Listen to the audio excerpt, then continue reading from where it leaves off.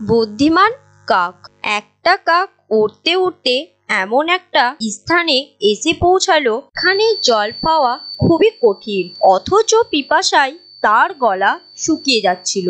অনেক খোঁজাখুঁজি করার পর কাক একটা কলসি পেল, কিন্তু কলসির কাছে গিয়ে সে হতাশ হলো। শুধু ঠোঁট বাড়িয়ে চেষ্টা করলো অনেকবার জল পান করার, কিন্তু জলের নাগাল না পেয়ে কাকটি চিৎকার করতে লাগলো। কি করা যায়? কলসির আশেপাশে কিছু নুড়ি পাথর পড়েছিল, সেগুলো দেখতে দেখতে হঠাৎ কাকের মাথায় একটি বুদ্ধি এলো। একটি একটি করে নুড়ি পাথর নিয়ে কলসির মধ্যে ফেলতে লাগলো সে।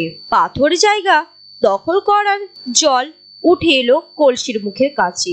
তো কাকের প্রাণ খুশিতে ভরে উঠলো। ঠোঁট ডুবিয়ে ডুবিয়ে প্রাণ ভরে জল পান করে সে তার তৃষ্ণা মেটালো। বুদ্ধি থাকলে উপায় হয়।